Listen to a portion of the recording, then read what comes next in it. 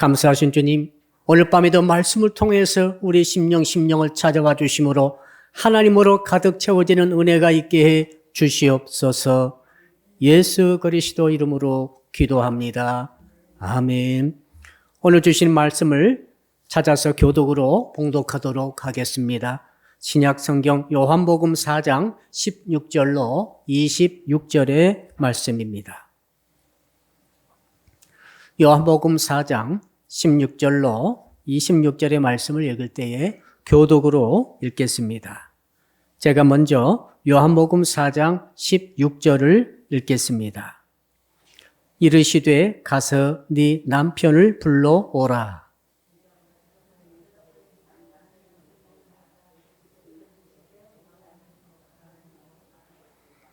너에게 남편 5이 있었고 지금 있는 자도 네 남편이 아니니 네 말이 참 되도다. 우리 조상들은 이 산에서 예배하였는데 당신들의 말은 예배할 곳이 예루살렘에 있다 하더이다.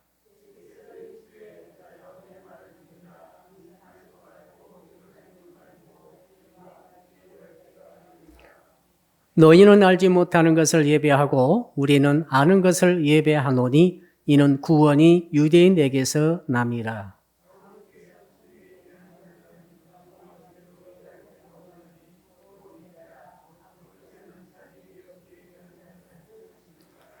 하나님은 영이시니 예배하는 자가 영과 진리로 예배할지니라.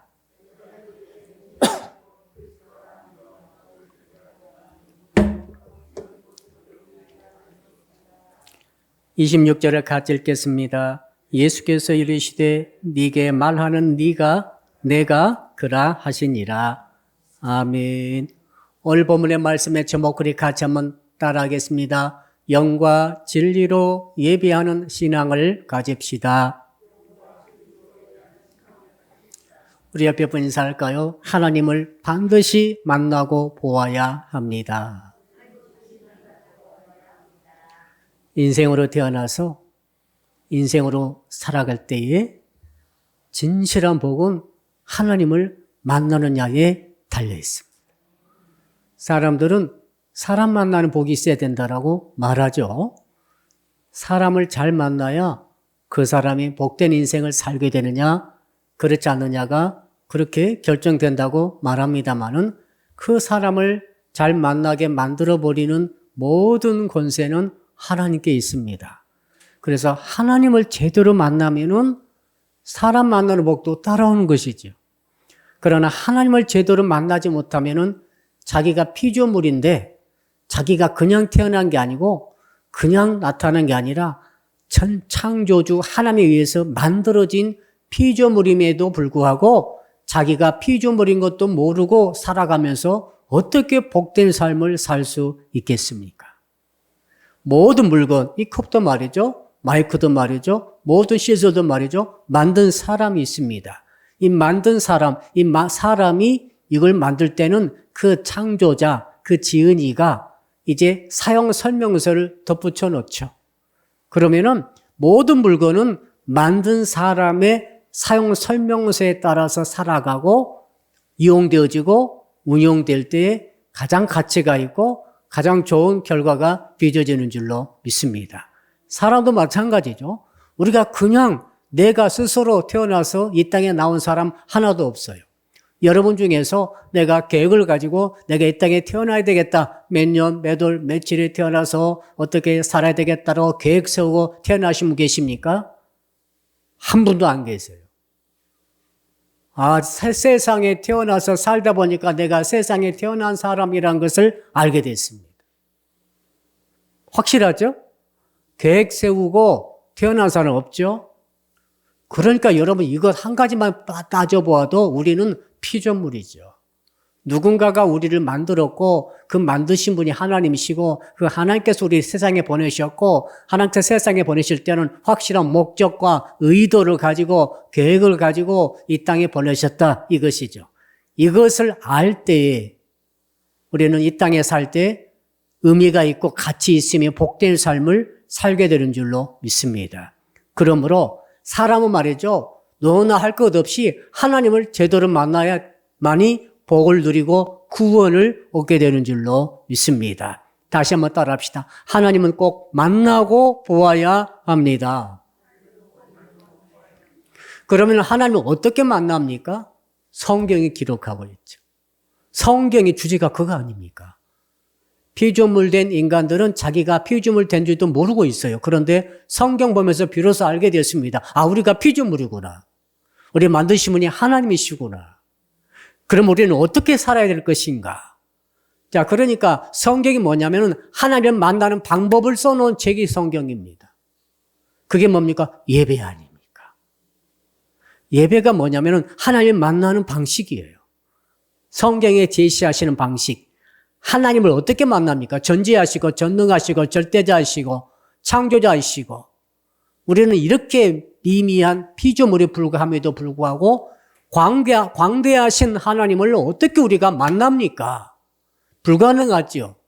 그런데 성경은 가능하다고 말하면서 오늘 본문에 말씀을 하고 있는 것이죠. 구약은 구약대로 신약은 신약대로 말하고 있는데 이 예배가 중요한 이유입니다. 우리는 예배를 통해 하나님을 만나는 것이죠. 자, 구약에서 하나님 만나는 방식이 뭡니까? 회막, 미팅 플레이스, 만남의 장소, 성막, 회막, 성전으로 발전했죠. 자, 구약 성경에서 기록되어진 제사의 방식, 예배 방식, 하나님 만나는 방식은 회막으로 오라는 거죠. 성막으로 오라는 거예요. 성전으로 오라는 것입니다. 아무 데서나 하나님 만날 수 없어요. 정해진 장소에서 만납니다. 더 플레이스, 정해진 성막이라고 하는 성전이라고 하는 장소에 가야만이 하나님 만날 수 있는 것이 구약의 하나님 만나는 방식이었어요. 이거 우리가 어떻게 알겠어요? 성경에 기록됐기 때문에 아는 것이죠. 그럼 어떻게 만납니까? 그때는 짐승을 잡아서 제물에 피를 흘려서 피를 뿌리고 그 고기는 불에 태워가지고 연기를 통해서 하나님께 올려보냄으로써 제사를 통해서 하나님을 만나는 것이다. 아무렇게나 하나님을 만나는 게 아니에요. 그냥 꼭 정해진 제물에 잡는 방식, 제사 드리는 방식이 다 정해져 있어요. 아무 데서나 하나님 만날 수 없고 아무런 방식으로 하나님께 제사 드리는 게 아니라 제물을 잡아서 바치는 제사의 확실한 제도가 있었다 하는 것이죠. 그리고 아무나 그 제사를 주관하는 게 아닙니다. 하나님이 딱 정해준 그 사람, 그 혈통, 그 의복을 갖추고 그 훈련을 받고 그 방식으로만 제사 드리는 제사장을 통해서 제사 드릴 때에만 하나님을 만날 수 있다 하는 것이죠. 장소가 정해지고 방식이 정해지고 제사장이 있어야만이 제사를 드릴 수 있는 것이죠. 그러니까 이 중에 제사장이 안 계시면 제사를 못 드리는, 하나님 못 만나는 거죠.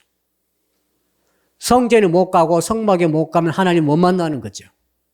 그렇죠? 재물이 없으면 하나님 못 만나는 거죠. 굉장히 제한적입니다. 그러니까 구약 시대에 하나님 만나는 사람들은 특별한 은혜를 받은 사람들이고 정말 제한적임에도 불구하고 하나님이 허락하신 사람들만 하나님 만나도록 허락이 되었다는 거죠.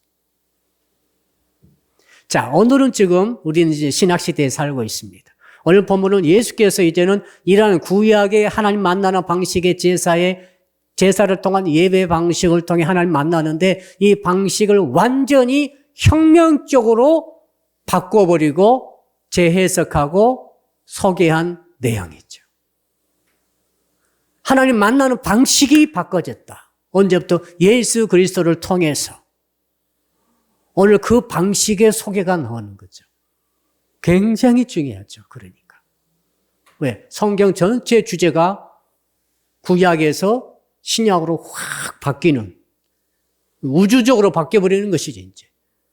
그래서 이때부터 우리는 구약 방식으로 하나님 만나는 게 아니고 신약 예수께서 제시해 준 방식으로 지금 우리는 하나님을 만나고 있는 줄로 믿습니다. 예배에 성공하시고 예배에 승리해야 합니다. 우리는 예배를 통해 반드시 하나님 만나야 됩니다. 이 열망을 갖기를 축복합니다. 여러분 어떻게 해서든 하나님 만나야 됩니다. 그 만나는 방식은 돈 필요 없습니다.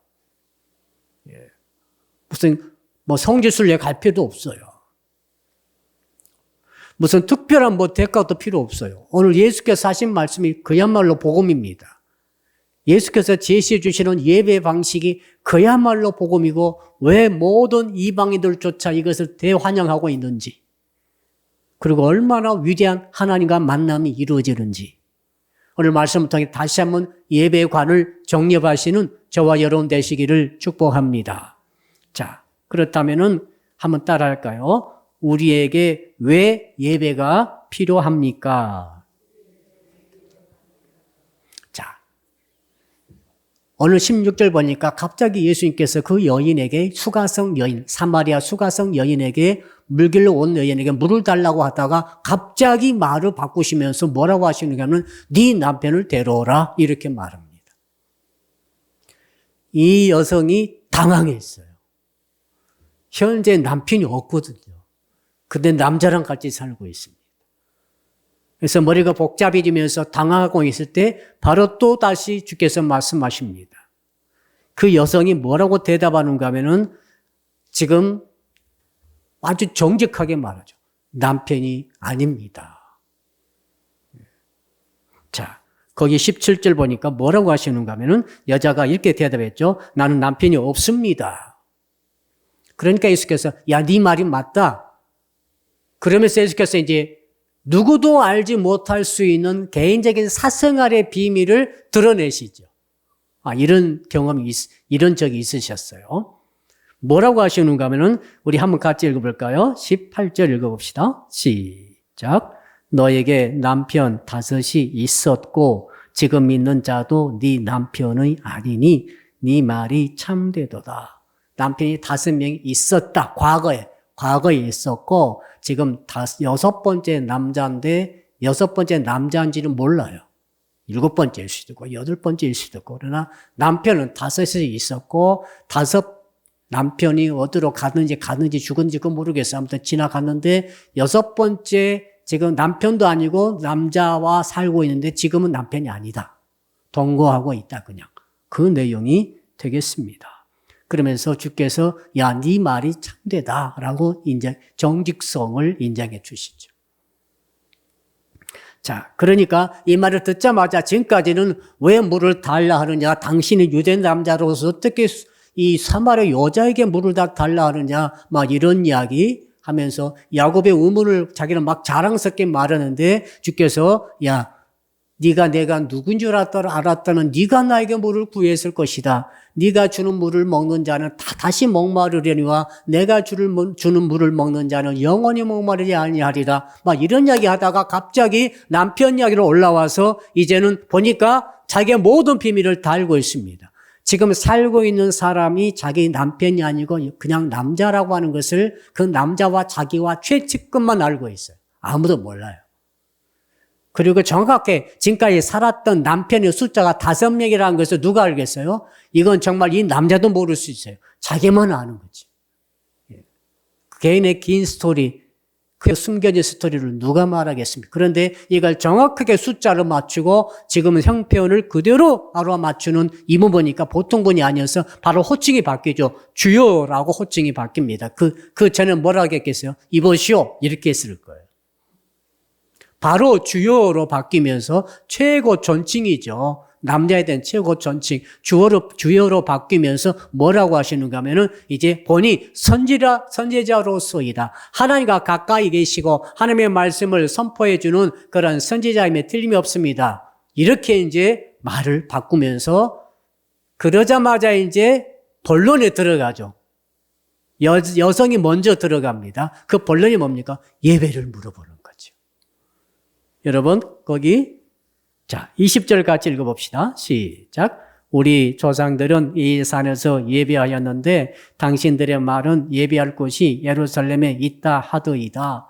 이 여성이 진작부터 알고 싶었던 것이 있는데 누구도 말해주지 않는 사실이 있었어요. 그것은 뭐냐면 자기가 지금 사마리아에 소속된 북이스라엘, 옛날 같으면 북이스라엘 지역에 속한 그런 주민으로서 늘 하나님께 예배를 자기도 드리고 있는데 그리심산에서 드리는 예배를 드리고 있었습니다.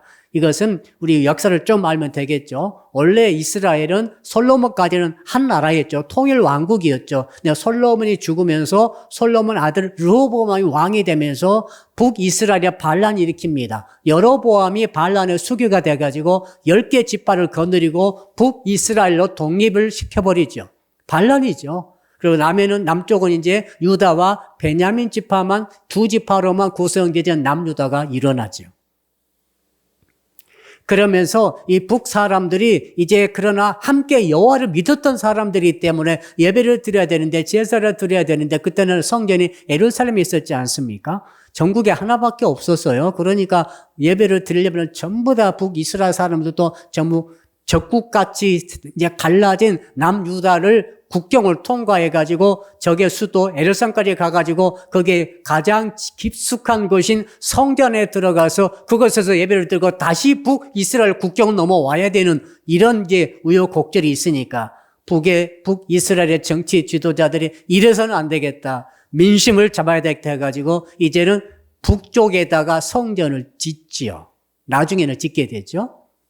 그래서 이제 제사 드릴 수 있는 것을 여러 곳에 만들어 놓고 그곳에 예배 드리라면서 나중에 이제 남북이 다 망한 다음에 남쪽의 유다 출신들이 학계를 비롯해서 수르밥에 비롯해서 이제는 포로에서 돌아와서 성전을 재건할 때 사마리아 사람들이 와가지고 뭐라고 하는가 하면은 우리도 성전 재건에 동참하게 해달라 그랬더니 너희들은 이러이러해서 안 된다. 왜? 혼혈이 다 돼버렸고 너희들의 신앙의 정통성, 혈통의 정통성을 다 잃어버렸기 때문에 우리는 너희를 참여시킬 수 없다 하므로 그들이 화가 났죠. 화가 나가지고 에이라 그러면 우리도 성전 짓는다 해가지고 사마리아 성의 그리심산에다가 이 북이스라엘 출신 중심으로 성전을 지었죠. 그러면서 이제 성경을 조금 왜곡시킵니다. 아브라함이 이삭을 바쳤던 곳이 모리아산이지 않습니까? 그것은 예루살렘이 있죠. 근데 그렇게 하지 않고 아브라함이 예루살렘이 아닌 바로 모리아산이 아닌 그리심산에서 이삭을 바쳤다라고 왜곡시켜버리죠. 네. 그러므로 그리심산에 있는 성전이 정통이다. 이때 이런 일이 일어났죠. 그러면서 모세가 여호수아가 가나안 땅에 들어왔을 때 최초로 제단을 쌓은 것이 에발산이 아니다. 그리심산에서 제사를 드렸다라고 함으로써 그리심산은 신성화시켜서 그곳에 세워진 성전이 정통이다라고 말하면서 북이스라엘 사람 출신 중심으로 그들이 여전히 바로 사마리아 성의 그리심산에서 제사를 드림으로써 그들이 마음을 예루살렘 뺏기지 않도록 하는 일을 하는 거죠. 그러니까 이 남유다 사람들이 화가 났어요. 그 출신들이 화가 나가지고 나중에 이제 그 그리심산 성전을 불태워버립니다. 그러니까 이 북 출신들이 또 화가 났어요. 우리 지금 남한과 북한이 갈라지지 않습니까? 지금 70이 넘었죠. 이거 진짜 잘 화합시켜야 돼요. 정말 그렇지 않으면 지금 이스라엘과 똑같이 대대로 철천지 원수가 되는 거죠. 지금까지도 서로 교제를 잘 안 해요. 물론 같은 유대인으로 지금 왔습니다만은. 자, 그래가지고 어떤 일이 있습니까? 이제 이 북이스라엘 사람들이 화가 나가지고 이제 성전 마당에다가 이제 막 돼지 피를 뿌리고 사람의 죽은 시신 뼈를 막 갖다 뿌려버리고 그 예루살렘 성전을 더럽히는 일을 막 하게 됩니다. 그러니까 이제는 이 종교가 개입되면 사람들이 이제 철천지 뼈보다 더 깊은 원한이 새겨지는 거죠. 이게 무서워요.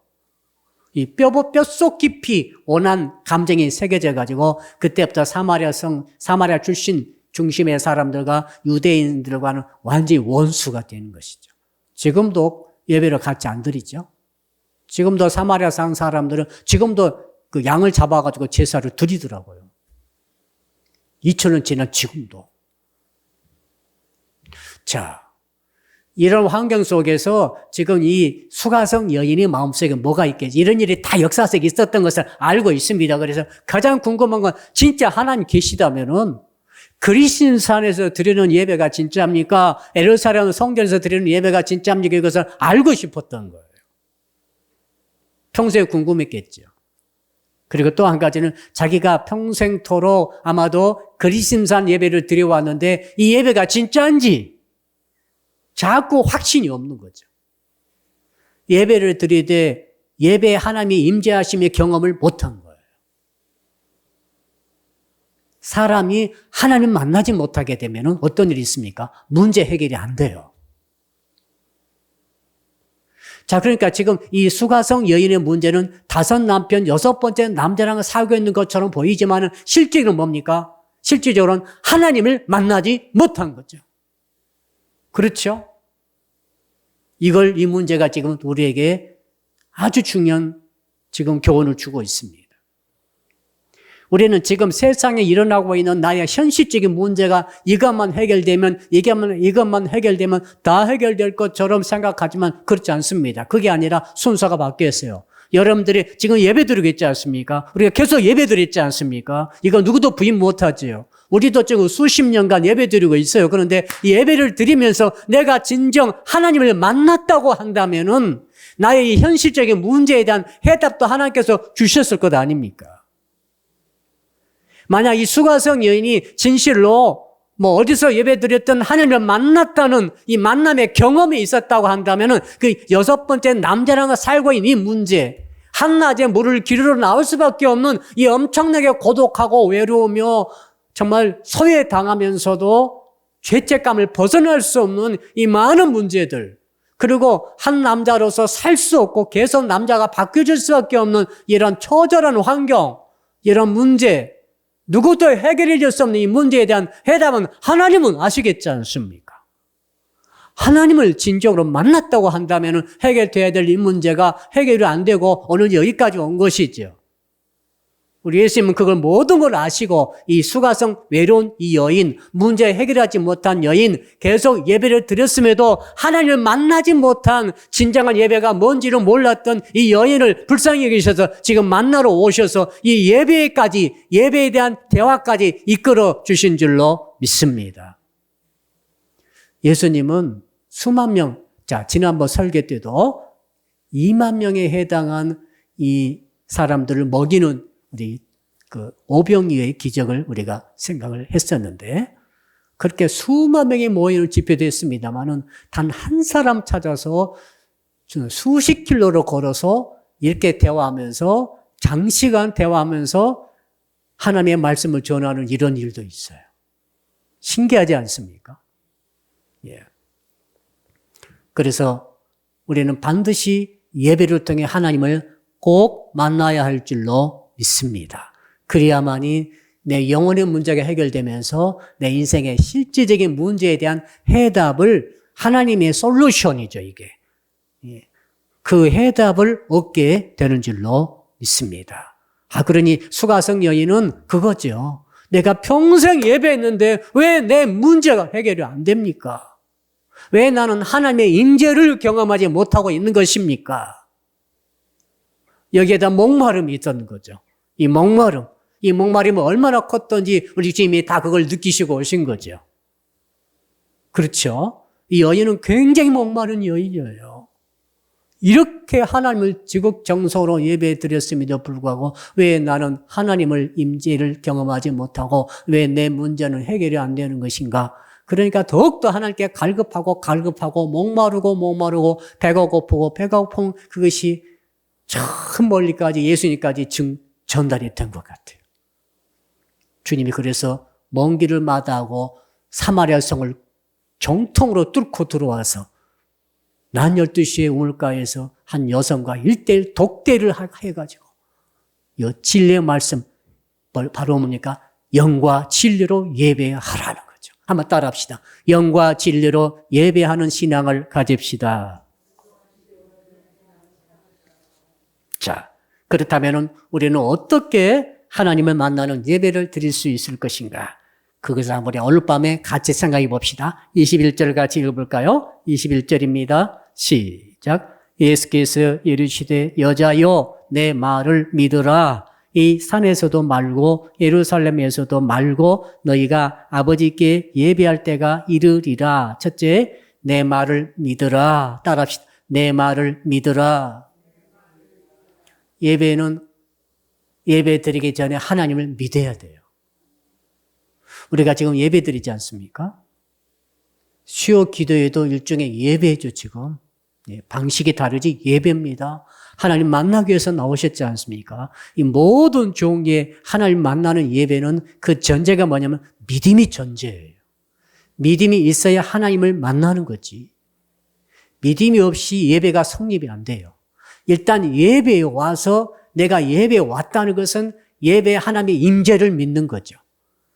하나님께서 임재하실 것을 믿고 무릎을 꿇고 혹은 고개를 숙이고 기도하며 하나님을 찬양하고 설교에 귀를 기울이며 합심 기도하며 축복 기도를 받고 이 모든 과정이 뭐냐면 믿음이 다 전제로 깔려 있는 거죠.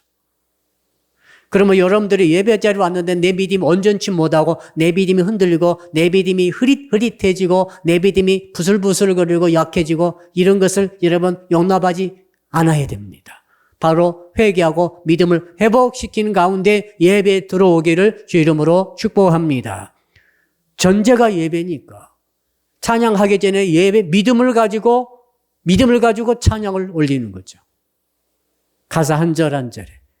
말씀을 듣기 전에 믿음을 회복한 가운데 말씀이 들려올 때 그 말씀 속에서 하나님이 나에게 음성을 주시고 나에게 해답의 말씀을 주시고 계시고 나에게 생명을 살리는 말씀을 주신다는 믿음으로 말씀을 들어야 할 줄로 믿습니다. 기도 한마디 할 때도 믿음을 가지고 내가 드리는 이 기도가 어떤 기도의 내용이 되든 간에 예수 그리스도의 이름으로 하나님 아버지께 지금 올려드리는 기도가 하나님께 상달되어진다는 믿음으로 기도가 드려져야 할 줄로 믿습니다. 기도이든 이 말씀이든 간에 찬양이든 간에 고백이든 간에 예배 자리에 와서 드리는 모든 예배 행위 속에 우리는 믿음의 전제를 깔고 해야 할 줄로 믿습니다. 그 예수께서 하신 말씀 그거 아닙니까? 여자야, 내 말을 믿으라는 거예요. 지금 유대인 남자로 알고 있었던 예수님 아닙니까? 그러나 잠깐 남편 이야기 하다 보니까 주여 선지자입니다 라고 고백을 했더니 주께서 이제는 정말로 믿으라고 말하고 있어요. 우리가 믿으러 갈 수는 없어요. 그러나 주님만은 우리에게 믿으라고 하십니다. 여러분 지나간 사람이 여러분이 나를 믿으시오 라면 믿겠습니까? 안 믿죠. 도망가죠. 이상한 사람입니다. 우리는 사람 믿을 수 없어요. 하나님은 우리에게 말씀하십니다. 믿으라고 하십니다. 그러므로 누가 뭐라 하더라도 여러분이 예배 자리에 오실 때는 믿음을 가지고 오는 거예요. 믿음을 가지고 문을 여시기 바랍니다. 그 믿음을 가지고 자리에 앉으시기 바랍니다. 믿음을 가지고 딱 앉으면은 그때부터 모든 예배 진행할 때 모든 것은 믿음으로 가는 거예요. 거기에 하나님께서 믿음대로 임재하시고 믿음대로 말씀하시고 믿음대로 기도에 응답하시고 믿음대로 하나님께서 은혜를 부어주시는 줄로 믿습니다. 그러니까 예배를 통해 하나님을 만난다는 것은 믿음으로 출발해야 된다는 것을 첫 번째로 말씀을 하십니다. 두 번째로 뭐라고 하십니까? 따라합시다. 예배는 장소와 상관이 없습니다. 방금 제가 설명드렸던 모든 역사적 배경을 다 배경으로 해가지고 지금 이 여성이 뭐라고 그랬습니까? 지금 꼭 그리심산에서 예배 드려야 되는데 왜 당신들은 예루살렘에서 예배 드려야 된다고 합니까? 이 논쟁이 벌어진 것에 대해서 우리 주님께서 말씀하십니다. 자, 그리심산에서 드리는 예배도 아니고 심지어 자기 유대인이지만은 예루살렘에서 드리는 예배도 이것도 아니다는 거예요. 완전히 지금 그때 당시에 패러다임이 뒤집혀 버리는 것입니다. 완전히 사고방식, 그 예배라고 하는 것은 무조건 장소가 있어야 되고 산이 중요한데 어떤 산이 정통산이고 어떤 성전이 진짜 성전인가 여기에 모든 사람들의 관심이 초점이 모아졌는데 우리 주님께서는 그 초점 자체를 흩어져 버립니다. 그런 게 아니라는 거예요. 장소 문제가 아니라는 거예요. 산 문제가 아니라는 거죠. 예루살렘이건 사마리아 성이건 이런 것들이 관계가 아니라는 것이면서 뭐라고 하십니까? 따라합시다. 아버지께 예배할 때가 이르렀다. 너희가, 유대인 남자들은 사마리아 사람들은 짐승 취급을 했는데 영혼도 없다고 생각하고 더럽혀졌다고 생각했는데 주님께서는 분명히 말씀하십니다. 너희 수가성 사람들, 너희 사마리아성 사람들이 이제 아버지가 중요하다는 거죠. 아버지께 예배할 때가 있다는 거죠. 장소가 중요한 게 아니라 대상이 중요하다. 이것을 우리가 확실히 해야 할 줄로 믿습니다. 따라합시다. 장소가 아니라 대상이 중요합니다. 자, 그럼 그 대상이 누구냐는 거죠. 22절이죠. 우리 22절 같이 또 읽어봅니다. 시작. 너희는 알지 못하는 것을 예배하고 우리는 아는 것을 예배하노니 이는 구원이 유대인에게서 남이라. 좀 제가 현대인의 번역으로 읽어드리겠습니다. 너희 사마리아 사람들은 알지 못하는 것을 예배하고 우리는 아는 것을 예배한다. 이것은 구원이 유대인에게서 나오기 때문이다. 자, 너희 사마리아 사람들은 지금까지도 장소 타령하고 그리심산 이곳에서 지은 성전이 정통이고 이곳에서만 예배 드려야 된다고 그렇게까지 너희들이 헛다리 짚고 있다 그겁니다. 그런 게 아니라 그런 장소가 중요한 게 아니라 지금 아버지 하나님을 예배하는 게 중요하다. 따라합시다. 하나님이 중요하십니다. 우리 예배 들어 나왔는데 뭐가 중요합니까? 목사님 오늘 기가 막힌 넥타이를 매셨군요. 오늘 찬양단 왠지 보이스가 완전히 정말 황금으로 덧입힌 것처럼 보컬이 아주 뛰어납니다. 오늘 두 형제 보컬이 오늘 뛰어났어요. 맞죠? 이런 것에 관심 가지면 안 된다는 거예요. 그런 것이 아니고 오늘 찬양 우리 집사님 반주가 하면 막 날아다니는 것 같아요. 이런 것이 중요한 게 아니라는 거죠. 어담하고 권사님 오늘 웬일이야? 눈이 더 커졌네? 뭐 이런 거 상관없어. 그래 소용없어요. 이건 하나님이 중요하다. 하나님이 지금 어떤 상태이시고 하나님이 어떤 메시지를 갖고 계시고 하나님이 뭘 원하시고 하나님의 마음이 어떠하시고 하나님이 지금 어떤 칼라로 지금 우리에게 은혜를 주시고 계신가 지금 하나님의 지금 하나님의 현존의 모습에 우리는 관심을 집중해야 한다. 이것입니다, 지금. 우리는 이 사람도 관심 갖고, 저 사람도 예배 순서도 관심 갖고, 광고도 관심 갖고, 그다음 예배 방식도 관심 갖고, 오늘 찬양, 또 목사님, 목소리, 그런 거 아무 상관없어요. 하나님이 누구냐? 하나님을 어떻게 만나느냐? 하나님의 마음이 어떠하시냐? 하나님께서 내게 어떤 말씀을 주시느냐? 하나님 지금 어떤 뜻이 뭐냐? 하나님의 마음에 그 품으신 것이 무엇인가? 여기에 푹 들어가서 이 하나님께 전심전력을 다해서 집중할 수 있기를 간절히 축복합니다. 하나님을 예배했잖아요. 하나님을 예배한다고 우리가 찬양 계속했잖아요. 하나님을 예배합니다. 하나님께 예배한다고 해서 모든 관심이 하나님께 집중되는 거예요. 내 문제가 아니에요. 내 문제가. 지금 사업이 망하든 흥하든 아무 상관없어요. 세상이 망하든 흥하든 아무 상관없어요. 정치가 어떻게 되든 아무 상관없어요. 일단 예배당 오시면은 일단 예배 드리러 오시면은 다 잊어버리시고 다 내려놓으세요. 아멘. 다 내려놓으시라고. 옆 사람 인사합시다. 집사님, 권사님 제발 내려놓으세요. 내려놓으세요. 예배 드리러 와서까지도 뭘 들고 있습니까? 체면도 내려놓고, 입장도 내려놓고, 물질 문제도 내려놓고, 쉽게 말해서 하다못해 건강 문제도 다 내려놔 버리세요. 아무튼 죽을 때가 되면 죽을 것이고, 살 때가 되면 살 것이고, 그럴 것이 아무 아들, 딸 걱정하지 마세요. 여러분, 아무 걱정해도 잘 될 수도 없고, 아무리 걱정 안 해도 안 되기도 안 해요. 무슨 말인지 알겠죠? 하나님이 다 하시는 거예요. 하나님이 전능하시요, 하나님.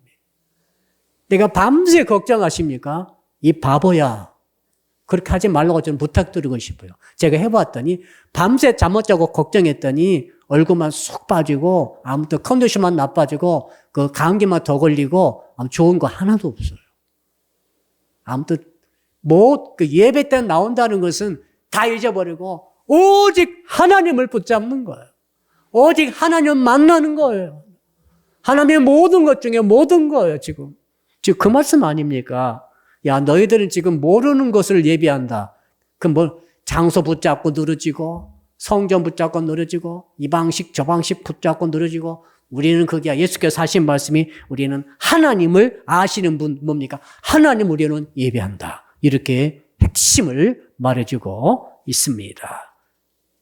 히브리서 11장 6절에 믿음이 없이는 기쁘시게 못하나니 하나님께 나아가는 자는 반드시 그가 계신 것과 또한 그가 자기를 찾는 자들에게 상 주시는 이심을 따라합시다. 믿어야 할지니라.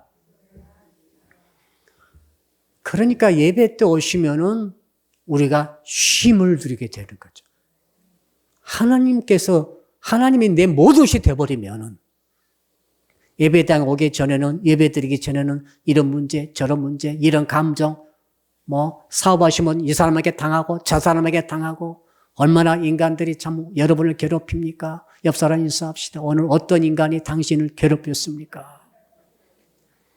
우리 또 사업하신 분들은 또 우리 장사하신 또 권사님도 얼마나 많은 진상 손님들이 많습니까? 또 우리 교사들도 고생하시더라고. 막 9살짜리한테 뺨을 맞은 선생님이 60 먹으신 선생님을 9살짜리가 몇 학년이죠? 2학년이요? 어떻게 선생님 뺨을 때리죠? 그러니까 정신 충격받아가지고 지금 병가를 내버렸어요. 강단에 못 서겠대요. 여러분 같으면 안 그러겠어요. 9살짜리가 뺨을 때리고 막 덤벼드니, 그러니까 그런 세상 우여곡절 속에 있다가도 딱 성전 들어오면 기분이 좋아지셔야 돼요. 완전히 판이 바뀌어버려야 돼요. 완전히 감정 치유가 일어나기를 축복합니다. 이 심성의 치료가 회복이 일어나기를 축복합니다. 그러니까 예배 통해서 하나님 만나면은 문제를 해결이 안 될 수가 없는 거죠. 이게 원칙입니다. 여러분이 모든 세상 문제 다 지고 있다가도 예배당에 나와서 예배만 딱 한 번 드리면은 모든 문제가 사라져버린다는 느낌을 받으셔야 돼요. 실제로 짐이 완전히 새털처럼 가벼워지셔야 돼요. 오기 전에는 막 쌀 한 가마니, 이쪽 한 가마니, 두 가마니 찍어 죽을 똥 살똥 왔는데 예배 딱 드리니까 하나도 없어. 이런 기분을 실질적으로 느끼셔야 돼요. 그래서 우리가 예배 드리는 거지요. 뭘로 그렇게 고생하면서 예배 드리겠어요? 그것도 모르고 사람들은 산으로 들러 룸살롱으로 클럽으로 놀러 다니잖아요. 또 관광버스 타고 밤새 뛰고 놀아도 또 피곤하죠. 우리는 여기 예배당 가서 하나님 만나버리면은 진짜요. 저는 진짜 여러분을 사랑하는 마음으로 말씀드리는 거죠. 예배의 비밀을 꼭 터득하기를 축복합니다. 그래서 누구도 주지 못한 쉼과 회복과 새 힘과 지혜와 그리고 정신이 진짜 말똥말똥해집니다. 예배 드릴 때 잘못 드리면은 그렇게 드리면 안 됩니다. 네. 어떤 사람 예배 드리다가 정신을 잃고 그런 게 아니에요. 이성이 혼미해지고 안개 끼듯 이상하고 그런 게 아니에요. 전서 따라 삼체 그런 게 아니에요. 성령 충만하고 진짜 예배 드리는 이성이 정말 초롱초롱해져. 정확한 판단이 오는 거죠. 정확한 분별이 오는 거죠. 이게 어디서 하나님이 주신 거잖아요. 그러니까 문제가 해답이 보일 수밖에 없는 거죠. 내가 잘못 생각했구나. 예배 드리고 나서 잘못 생각해서 이렇게 해야 되는데 그게 막 오는 거죠. 그 깨달음이 오는 거죠. 하나님만이 주실 수 있는 예배자에게 주시는 하나님의 은혜인 줄로 믿습니다. 마지막으로 따라합시다. 영과 진리로 예배해야 합니다. 자, 여기 우리 23절입니다. 23절 같이 읽어봅시다. 시작. 아버지께 참되게 예배하는 자들은 영과 진리로 예배할 때가 오나니 곧 이때라. 아버지께서는 자기에게 이렇게 예배하는 자들을 찾으시느니라. 자, 신약 성경에서 예수께서 말씀하시는 예배 방식이 영과 진리입니다. 영과 진리로 예배하라. 영과 진리로 예배하라. 구약은 예배드리는 장소가 있어야 돼. 성전이 있어야 되고 제사장이 있어야 되고 또 성물 그러니까 이 제물 짐승이 꼭 피를 드려야 되고 이게 있어야 되는데 신약에는 아무것도 필요 없어요. 아무것도 필요 없어요. 영과 진리만 있으면 돼요. 영은 뭡니까? 영은 스피릿이 아닙니까? 영은 형체도 없어요. 이 스피릿이 성령일 수도 있고 우리 인간의 영일 수도 있어요. 여러분, 자, 성령은 어디나 계셔요. 그러니까 장소가 이제 무관해지는 거죠. 성령이 어디나 계시잖아요. 꼭 성령이 성전에만 계십니까? 교회당만 계십니까? 아닙니다. 자, 성령은 어디나 계십니다. 그럼 나는 내 안에 내 영이 있습니다. 내 영, 나의 스피릿과 성령님이 어디서나 만나면 예배가 되는 거예요. 그러니까 얼마나 이건 정말 천지가 개벽할 수 있는 예배, 하나님, 그것에 하나님께서 만나주시겠다는 거죠. 네가 영으로 내게 나가올 때, 성령과 더불어 영으로 나올 때 내가 너를 만나주겠다. 이것이 예배거든요. 또 한 가지는 진리지요. 우선 영부터 생각해 봅시다. 영. 성령의 충만함이 있는 곳에 우리는 예배할 수 있습니다. 성령이 계시면 어디나 계시니까 이론적으로 성령 어디나 계셔. 나도 내 안에 영이 있어. 내가 성령을 만나면은 그것이 예배하는 곳이 돼버리는 거죠. 집에서도 그러고 교회당 가서도 그러고, 그러나 교회당 가서는 교회당에서는 공적인 예배. 자, 사석에서는 사적 예배. 요것만 다르지 다 예배죠. 공적 예배는 굉장히 중요한 거죠. 그러니까 우리 서로 공적으로 예배한다는 것은 의미가 굉장히 깊죠. 사적 예배는 나 혼자 예배한 것이지만은 공적 예배는 나와 똑같은 성령을 모시고 있는 성도들끼리 함께 모여서 장소, 시간 정해서 함께 예배드린다는 그런 의미에서 굉장히 중요하다. 그러나 꼭 이 예배당만 있습니까? 아닙니다. 네. 같이 예수 그리스도를 구주로 믿고 성령을 받은 성도들이 모여서 예배하면 그곳에서 하나님께서 예배를 받아주시는 줄로 믿습니다. 그러므로 이 영으로 예배하라는 말 중에 어떤 뜻이 있는가 하면, 그러므로 모든 것은 성령의 지배와 다스림으로 충만해져야 된다. 그런 뜻이 있어요. 따라합시다. 성령께 순종합시다. 성령께 무릎을 꿇으시고, 자, 일단 예배 들어오시면, 예배 딱 시작하면은 성령께 무릎을 꿇으시고, 성령의 지배와 다스림을 환영하시고, 받아두시고, 성령을 내 마음의 왕자에 모시고, 성령이 내 모든 것을 지배하고 다스리도록 하는 것이 영으로 예배 드리는 자의 자세이죠. 이곳에서 주님 이것 해주시오, 이거 해주시오, 이런 거 다 잊어버리세요. 원래 영어로 드리는 예배라는 성령의 완벽한 지배와 다스림 안에 내가 들어간다는 뜻입니다. 그러니까 여러분 이 예배 드릴 때는 첫 성부터 마지막 축도일까지 모든 것을 성령에 의해서 나를 지배하도록 다스려 나를 계속 드리는 거죠. 계속 나를 공개하는 거죠. 오픈하는 거죠. 드리는 거죠. 모셔드리는 거죠. 그럴 때 성령에 의한 예배가 되어진다. 할렐루야. 성령의 충만을 간절히 사모하시고 간구하시기를 축복합니다. 성령을 더 원하셔야 돼요. 더 기도하세요. 미리미리 좀 와서 기도하세요. 자, 주일 예배 때 미리 한 15분, 20분 먼저 오셔서 간절히 기도할 때 뭘 기도합니까? 성령을 구하는 거죠. 성령, 오늘도 예배 지금 내가 왔습니다. 먼저 10분, 20분 전에 나와서 지금 기도합니다. 성령의 저를 다스려 주십시오. 나를 지배해 주십시오. 이 썩어빠진 생각을 바꿔주시고 지배하시고 이 감정도 다스려 주시고 내 잘못된 뜻, 의지, 생각, 내 모든 삶의 형편, 관계 할 것들이 다 접해 놓고 성령의 지배와 다스림을 충분히 받도록 간절히 삼하고 원해야 됩니다. 그럴 때 영으로 드리는 예배가 드려지는 거예요. 영으로 드린다는 것은 성령이 지배하고 다스린다 그런 뜻이죠. 더욱더 지금보다 훨씬 더 갑절로 3배, 4배, 7배로 더 간절히 성령의 지배와 다스림, 충만함을 구하시고 원하셔서 그렇게 예배를 드리시기를 축복합니다. 그 다음에 진리는 뭡니까? 진리는 예수님이시지요. 내가 곧 길이요 진리요 생명이니. 성령에 의해서 예배드린다는 사람 중에서 잠깐 착각에 빠진 분들은 성령에 충만하니까 정신을 잃어버렸다 이런 분 계시는데 큰일 납니다. 아닙니다. 진리가 있잖아요.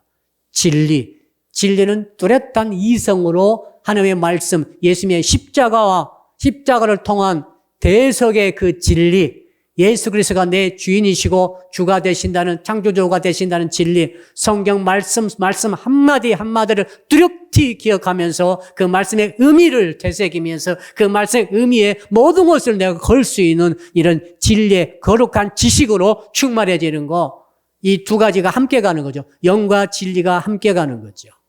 이게 진정한 예배죠. 그러니까 성령 충만한 가운데 진리로 다스림받는 그런 예배를 드리고 나면은 어떻게 됩니까? 감정이 회복되고 이 기분이 좋아짐과 동시에 이 이성이 뚜렷해지고 정확한 판단과 분별력 속에 세상을 바라보는 시각이 새로워지게 되는 줄로 믿습니다. 여러분, 영과 진리로 예배함으로 하나님을 날마다 예배 때마다 만나서 하나님께서 진정한 예배자에게 주시는 그 은혜로 가득 받으심으로 승리하시는 여러분 되시기를 주 이름으로 축복합니다. 이제 말씀 붙들고 주여 부르고 한 2분 동안 통성으로 간절히 기도합니다. 주여, 살아계신 아버지 하나님, 오늘 요한복음 4장 16절로 26절의 말씀을 통하여서 영과 진리로 예배하는 신앙에 대해서 말씀을 주신 것을 감사합니다. 주여, 하나님을 만나고 봐야 됩니다. 하나님 만나지 않으면 어떻게 됩니까? 피조물된 우리 인간이 하나님 만나는 예배를 하나님께서 허락해 주신 것 감사합니다. 그 구약 시대처럼 하나님 만나는 것이 아니라 이제 제사랑 하나님 만나는 것이 아니라 영과 진리로 예배함으로 하나님을 만나게 됨을 믿습니다. 믿음으로 하나님 만나게 하시고 예배드리기 전에 먼저 믿음으로 나오게 하여 주시옵소서. 장소가 중요한 게 아니라 하나님이 중요한 줄로 믿습니다. 하나님을 예배하며 하나님을 높이며 하나님을 경배합니다. 하나님 내 모든 것이 되어지고 하나님 내 모든 것 중에 모든 것이 다 되어주기를 원합니다. 영과 진리로 예배하라고 말씀하셨사오니 주여, 성령의 충만함 받게 하시고 성령의 다스림 받게 하시고 성령의 내 안에 가득가득 채워지게 하시고 나의 마음의 왕자를 성령님이셔 차지해 주시고 아버지 하나님, 예배 때마다 영과 진리로 예배하는 저희가 되게 하심으로 하나님의 은혜를 받게 하시되 아버지 하나님, 성령의 충만함을 받게 하시고 아버지 내 문제는 사라지게 하시고 달아나게 하시고 없어지게 하시고 무거운 짐이 가벼워지게 하시고 쉽고 가벼운 주님의 짐을 지는 역사가 있도록 주여 도우시고 인도하여 주시옵소서. 예배 때마다 수요예배, 금요예배, 주일예배, 아침 기도회, 아버지 예배 때마다 주님을 만나는 예배 가운데 임하신 주님이시여, 성령의 충만함과 성령의 다스림과 성령의 인도하심과 성령의 지혜와 성령의 만져주신 속에 실제적인 회복과 감정이 회복되게 하시고 아버지 의지가 회복되게 하시고 아버지 정서가 또 뜻이 지식이 회복되는 역사가 있게 하여 주시옵소서. 아버지 하나님, 진리로 예배드리라 말씀하셨사니 예수 그리스도의 진리의 말씀으로 십자가 보혈의 공로의 진리의 말씀으로 우리 인생의 진정한 예배가 드려짐으로 하나님께 영광되게 하시고 하나님을 만나게 하시고 문제가 사라지게 하시고 샘을 얻게 하시고 수가성 여인처럼 문제를 이기고 담을 뛰어넘는 자처럼 뛰어가는 역사가 있게 하여 주시옵소서. 사랑의 주님, 이번 주일은 12월 달이 되겠습니다. 이제 2022년이 4주밖에 남지 않았사오니 네 번의 주일을 통해 대강절을 맞이하여 이 땅에 오신 예수 그리스도에 대해서 말씀 주실 때에 주님, 이번 주 예배 첫 1부 예배와 2부 예배와 아동부, 청년부, 청소년부 예배에 현장에 주님 오시옵소서. 임재하시옵소서. 우리 성도들이 한 분도 빠짐없이 예배 중에 임하시는 주님을 만나게 하여 주시옵소서. 재물 얻게 하시고 능력을 받게 하시고 하늘의 기쁨으로 보장되게 하여 주시옵소서. 다음 주, 이제 이번 주 말고 다음 주에 아버지 우리 사랑교회 담임 목사 위임 예식과 또 피택자들 또 임직 예식이 있겠사오니 그 예식의 잔치에 예식 주관자로 오시는 노회장님과 5분의 강사님들에게 함께 하시고 또 예배에 참석하는 모든 임직자들과 임자에게 은혜가 쏟아지게 하시고 성령의 기름 부음과 성령의 축복의 기름 부음, 이 분량의 기름 부음이 갑절로 되어 채워지는 역사가 하나님께서 일어나도록 도와주실 줄로 믿습니다. 그리고 특히 몸이 아파서 지금 울부짖으며 기도하고 투병하고 있는 우리 형제 자매가 있사오니 아버지 하나님 기억해 주시고 우리 특별히 강용목 집사님과 박여희 양과 그리고 우리 우리 귀한 아들 주께서 우리 현호 귀한 아들을 축복해 주시고 고쳐 주시옵. 우리 주여 부르 시오를 위해서도 한번 기도합니다. 주여 아버지 하나님, 이 시간 간절히 기도합니다. 아버지, 예배 중에 마신 주님, 이번 주 12월 달 첫 번째 주일 예배 때부터 하늘님을 열리게 하시고 하늘 복이 쏟아지게 하시고 예배에 참석하는 자 1부 예배, 2부 예배, 아동부, 청년부, 청소년부에 할 것 없이 예배 때마다 마신 주의 성령께서 임하시고 영으로 진리로 예배하는 가운데 성령의 충만함과 다스림과 회복과 하나님 만나는 역사가 있게 하시고 문제를 해결하는 힘과 능력을 얻도록 도와주실 줄로 믿습니다. 아버지, 또한 12월 11일 날 아버지 임재 예식이 있사옵고 위임 예식이 있사오니 그 예식에 성령이 기름 부어 주십시오. 함께하여 주옵소서. 노회장과 부노회장과 또 우리 서기와 그리고 우리 또 증경 노회장 그리고 희차장 오셔서 강사하고 여리운서 맡을 때 주장할 때 온 교회가 큰 은혜가 있게 하시고 감동이 있게 하시고 감화하게 하시고 기름 부음이 축복의 기름 부음이 교회적으로 아버지 임하는 역사가 있도록 도와주시며 몸이 아파서 기도하는 귀한 우리 강용무 집사를 불쌍히 여시고 치료의 역사가 있게 하여 주시옵소서. 박여양 치료 역사가 있게 하여 주시옵소서. 김시영은 치료 역사가 있게 하여 주옵소서. 아버지, 그의 우리 연약분들 한 분 한 분 안수해 주시고 치료하여 고쳐 주시옵소서. 감사합니다. 예수 그리스도 이름으로 기도합니다. 아멘. 하늘에 계신 우리 아버지, 아버지의 이름을 거룩하게 하시며 아버지의 나라가 오게 하시며 하나님의 뜻이 하늘에서와 같이 땅에서도 이루어지게 하소서.